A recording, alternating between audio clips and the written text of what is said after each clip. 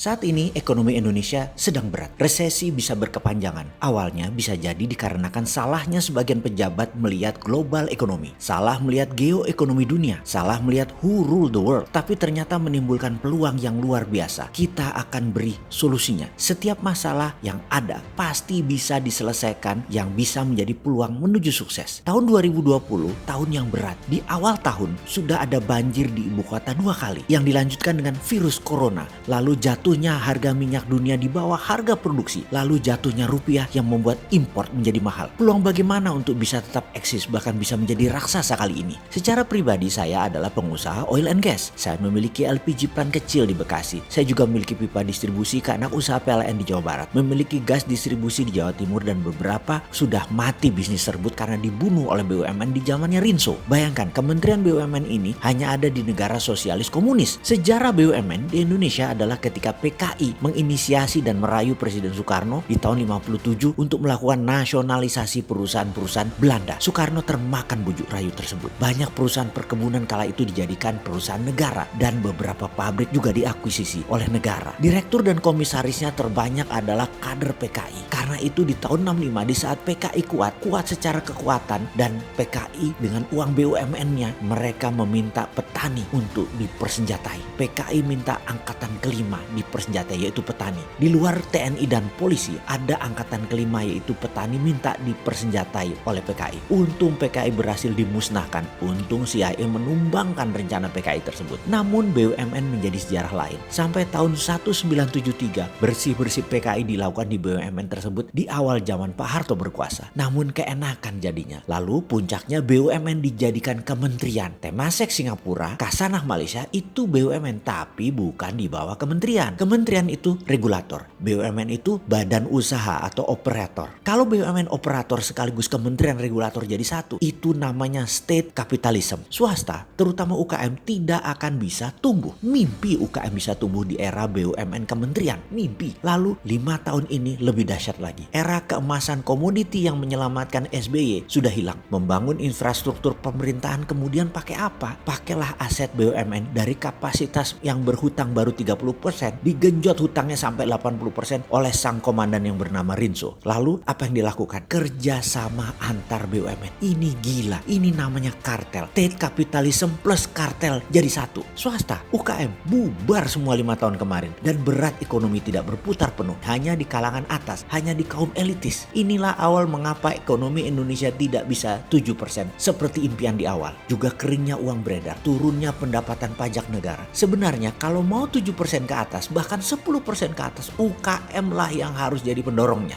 Jadi, singkat cerita, saya ini anti BUMN yang jadi kartel. Karena bisnis saya dibunuh BUMN, membuat saya di tahun 2017 ubah haluan bisnisnya. Saya tahu efek infrastruktur berbasis pinjaman yang dibangun gede-gedean itu akan membuat cash kering dalam kolam perbankan yang bisa disalurkan kepada swasta. Non BUMN hampir tidak ada yang tersiksa. Dan benar aja, dunia properti tidak tumbuh dengan baik. Retail besar bertumbangan, gesernya kecil-kecil. Namun yang UKM ternyata banyak, kuat juga importnya saat ini. UKM produsen yang produknya dalam negeri itu sedikit pasti mengandung unsur impor dan ini membuat banyak UKM kali ini di tahun 2020 pada saat rupiah jadi 16.000 ke atas terpukul. Dulu di tahun 1997-98 dan resesi 2008 yang tumbang hanya yang berhutang. Sekarang yang berhutang tumbang, yang unsur import juga tumbang. Karena apa? Karena Cina sumber terbesar bahan bakunya di lockdown sudah 2 bulan. Hingga kapan? Hingga selesai corona. Kapan selesai corona?